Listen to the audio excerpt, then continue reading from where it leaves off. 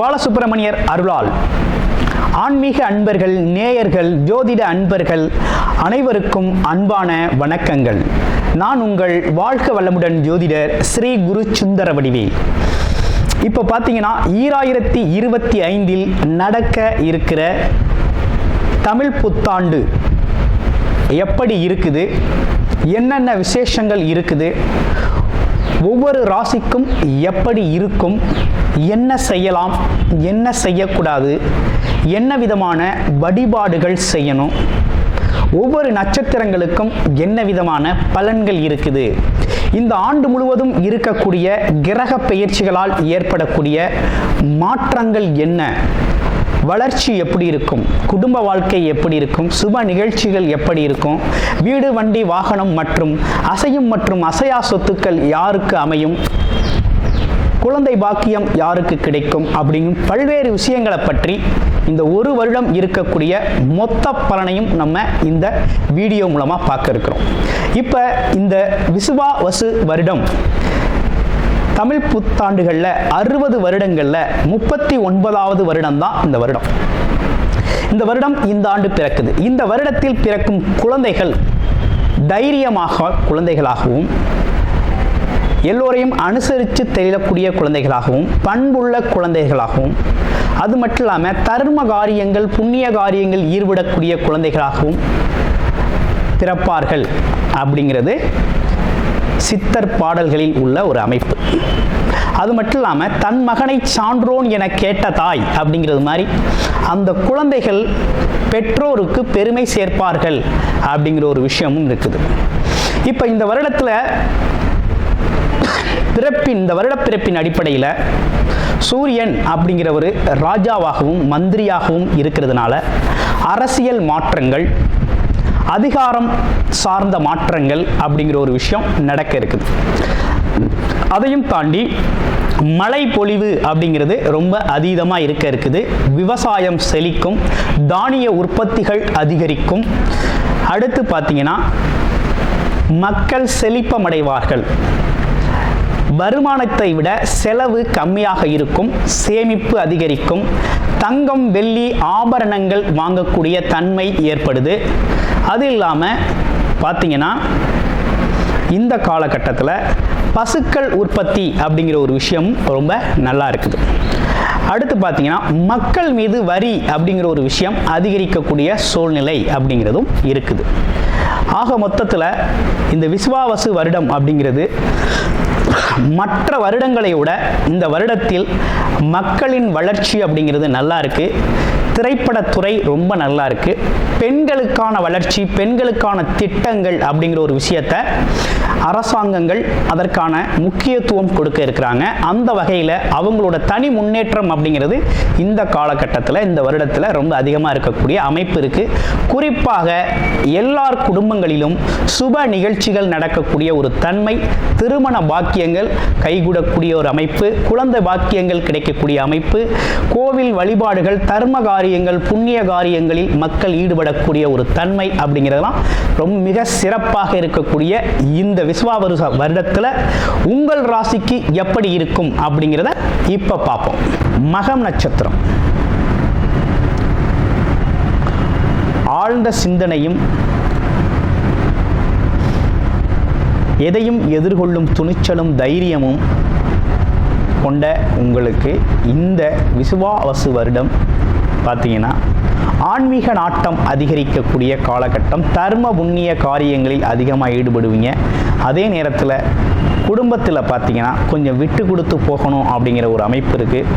வருமானம் சார்ந்த விஷயங்கள் அனைத்துமே லாபகரமாக இருக்குது. உங்கள் தொழில் நல்ல லாபகரமாக போகும். வேலை பார்க்கும் இடங்களில் நல்ல ஒரு சூழ்நிலை ஏற்படும். பதவி சம்பந்தப்பட்ட விஷயங்கள் வரும்.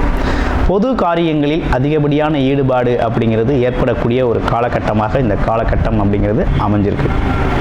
அது இல்லாமல் உங்களுக்கு ஒரு சிறப்பு என்னன்னு கேட்டிங்கன்னா, எதிர்பாராத பண வரவு, பொருள் வரவு அப்படிங்கிற ஒரு விஷயம் ரொம்ப சிறப்பாகவே அமையக்கூடிய ஒரு நல்ல காலகட்டமாக இந்த காலகட்டம் அப்படிங்கிறது அமைஞ்சிருக்கு. அதே நேரத்தில் உடல் ஆரோக்கியத்தில் கூடுதல் கவனம் எடுத்துக்கங்க. அது உங்களுக்கு ரொம்ப நல்லது. மனம் சார்ந்த விஷயத்துக்கு யோகா, மெடிடேஷன் போன்ற விஷயங்களை பயன்படுத்திக்கங்க. விசுவாவசு வருட நல்வாழ்த்துக்கள். பித்ருக்காரகன், ஆத்மக்காரகன் அப்படின்னு சொல்லக்கூடிய சூரிய பகவானை ஆட்சி அதிபதியாக கொண்ட சிம்மராசி அன்பர்களை, சிம்மராசி அப்படின்னு எடுத்துக்கிட்டோம் அப்படின்னா எதுலையும் ஒரு தன்னம்பிக்கை உடைய ஒரு அமைப்பு அப்படிங்கிறது சிம்மராசிக்கு உண்டு. தன்னம்பிக்கையோடு செயல்படக்கூடிய ஒரு ஆற்றல் அப்படிங்கிறது உண்டு. தனித்து செயல்படக்கூடிய ஒரு தனி துணிச்சலுடன் செயல்படக்கூடிய ஒரு தன்மை அப்படிங்கிறது எப்போதுமே உண்டு. அதே போல் நிர்வாகத்திறன் அப்படிங்கிறது ரொம்ப அற்புதம். அதுலேயும் குறிப்பாக ஒரு குடும்பத்தில் சிம்மராசி பெண்கள் அந்த வீட்டோட தலைவியாக இருந்தாங்க அப்படின்னா நிர்வாகம் ரொம்ப அற்புதமாக இருக்கும். ரொம்ப பக்காவாக நிர்வாகம் பண்ணுவாங்க. சரி, இப்போ எப்படி இருக்குது இந்த வருஷம் அப்படின்னு பார்க்கையில், இந்த வருடம் பார்த்தீங்கன்னா உங்களுடைய ராசிக்கு 10ஆம் இடத்துல இருந்த குரு பகவான் வருகின்ற மே மாதம் 14ஆம் தேதி, மே மாதம் 14ஆம் தேதி பார்த்தோம்னாக்க அவர் 11ஆம் இடம்னு சொல்லக்கூடிய லாபஸ்தானத்துக்கு பெயர்ச்சி அடைகிறார். அதை தொடர்ந்து ராகு கேதுக்கள் பார்த்தீங்கன்னா மே 18ஆம் தேதி பார்த்தீங்கன்னா பெயர்ச்சி அடைகிறாங்க. ராகு கேதுக்கள்லாம் எங்கே இருந்தாங்க அப்படின்னா உங்களுடைய ராசிக்கு 8ஆம் இடத்துல ராகு பகவானும் 2ஆம் இடத்துல கேதுவும் இருந்தவங்க இப்போ 7ஆம் இடத்துல ராகு, ராசியிலேயே கேது பகவான் வந்து அமர்றாரு. இப்படிப்பட்ட கிரக மாற்றங்கள்.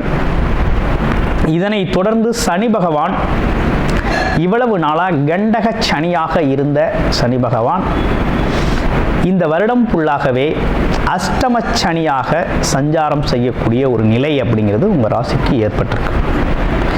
இதெல்லாம் எப்படி இருக்க போகுது நம்மளுடைய ராசிக்கு இவ்வருடம் கோச்சார நிலை கிரகங்கள் என்ன விதமான பலனை தலை இருக்குது அப்படின்னு பார்க்கையில், தடைப்பட்ட திருமணங்கள், நீண்ட நாள் தடைப்பட்ட திருமணங்கள் அனைத்துமே சிறப்பாக நடக்கும். அதுலேயும் குறிப்பாக திருமண ஒப்பந்தங்கள் ஆயிருச்சு அப்படின்னா நீண்ட நாள் தள்ளி போடாமல் விரைவாக திருமணத்தை முடிக்கணும். ஒன்று. அதுலேயும் திருமணமான உடனேயே சின்ன சின்ன கணவன் மனைவி சிறு சிறு பிரச்சனைகள் வர்றது அப்படிங்கிறது வரக்கூடிய அமைப்பும் உண்டு. பிறகு சமாதானம் அப்படிங்கிறதும் ஏற்பட்டுரும். அதனால் இதில் பெரியவங்க தலையிடுறது அப்படிங்கிறத கொஞ்சம் தலையிட்டு பெருசாக்காமல் பார்த்துக்கணும். அடுத்து இரண்டாவது விஷயம் என்னன்னு கேட்டிங்கன்னா, வேலை மற்றும் தொழில் துறைகளில் சிறு சிறு தடைகளும் தாமதங்களும் வந்து விலகும்.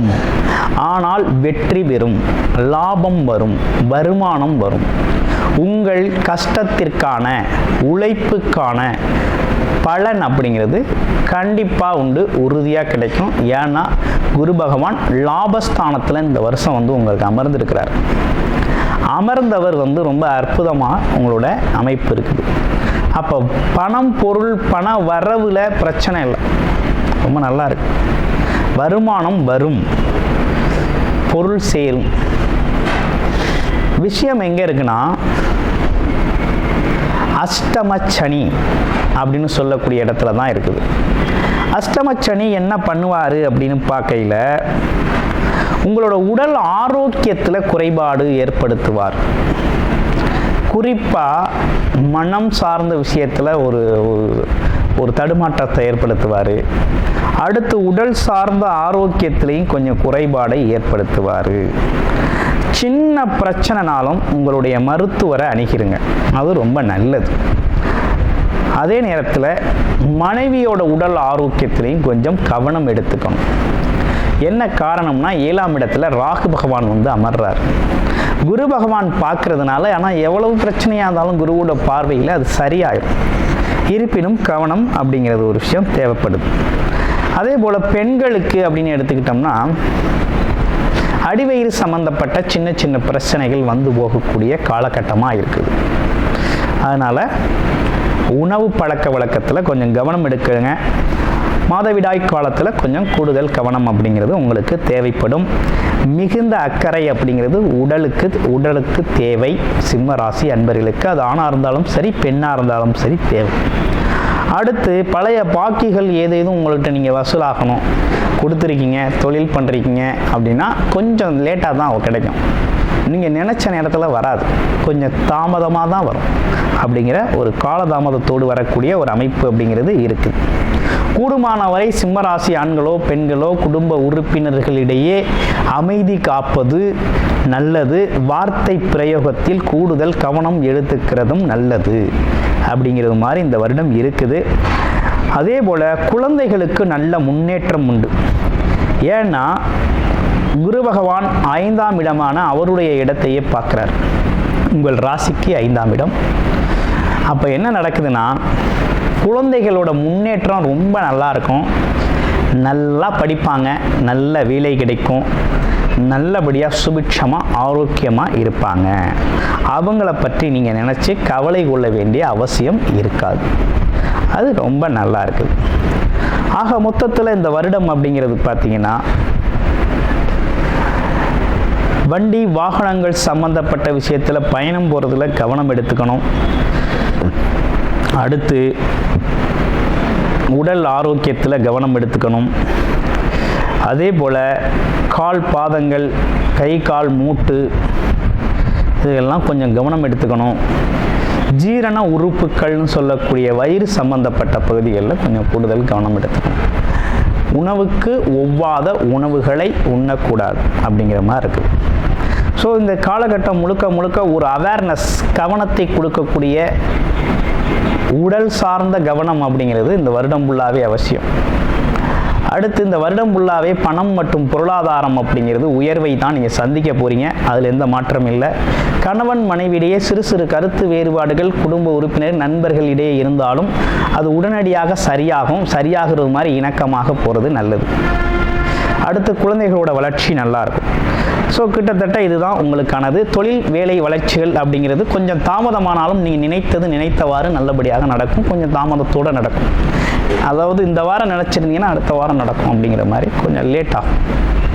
மற்றபடி வேற ஒன்றும் இல்லை. உங்களுடைய பிறப்பு ஜாதகம் எப்படி இருக்குது, ஜாதக அடிப்படையில் என்ன தசாபுத்தி அமைப்புகள் நடக்குது அப்படிங்கிறத பார்த்துக்கிட்டு பலனெடுங்க. ரொம்ப சூப்பராக அற்புதமாக இருக்கக்கூடிய ஒரு அற்புதமான வருடமாக இந்த வருடம் அப்படிங்கிறது அமைஞ்சிருக்கு. கூடுமான வரையும் அஷ்டமச்சனி காலம் வர்றதுனால மாதம் வெற்றிலை மாலை ஆஞ்சநேயருக்கு சனிக்கிழமைகளில் வெற்றிலை மாலை சாற்றி வழிபாடு செஞ்சுக்கிட்டு வாங்க. மாதம் வாரம் ஆஞ்சநேயருக்கு நெய் விளக்கேற்றி வழிபாடு செஞ்சுக்கிட்டு வாங்க சனிக்கிழமைகள். இது உங்களோட தொழில் வளர்ச்சியையும் உடல் ஆரோக்கியத்தையும் உறவு நிலைகளில் இருக்கக்கூடிய மனஸ்தாபங்களையும் போக்கக்கூடிய வகையில் ரொம்ப அற்புதமாக இருக்கும். ரொம்ப சிறப்பை தரும். அனைவருக்கும் இனிய தமிழ் புத்தாண்டு நல்வாழ்த்துக்கள். கூடுதல் தகவலாக நேயர்களின் விருப்பத்திற்கு இணங்க நமது ஸ்ரீ பாலசுப்பிரமணியர் ஆலயத்தில் அனைத்து விதமான சகல விதமான தோஷங்களும் நிவர்த்தி அடைய பரிகார பூஜைகள் தொடர்ச்சியாக நடக்க இருக்குது. அது மட்டும் இல்லாமல் திருமண தடை, குழந்தையின்மை, தொழில் முன்னேற்றம், வேலை வாய்ப்பு கிடைத்தல், ராகுகேது தோஷங்கள் நிவர்த்தி அடைய, குலதெய்வ அருள் கிடைக்க, கடன் பிரச்சனை தீர, வாழ்வில் பணம் பொருள் செல்வாக்கு அதிகரிக்க, இப்படிப்பட்ட விஷயங்களுக்காக பல்வேறு விதமான சகல பிரச்சனைகளுக்கும் தீர்வு கிடைக்கும் வகையில் பரிகார பூஜைகள் நமது ஸ்ரீ பாலசுப்பிரமணியர் ஆலயத்தில் நேயர்களின் விருப்பத்தின் பேரில் தொடர்ச்சியாக நடக்கிறதுக்கு உங்களுக்கு விருப்பம் இருக்கும் பட்சத்தில் டிஸ்பிளேல தர நம்பருக்கு கால் பண்ணி உங்களுக்கான பரிகார பூஜைகளை ஸ்ரீ பாலசுப்பிரமணியர் ஆலயத்தில் செய்து கொள்ளலாம். நன்றி, வணக்கம்.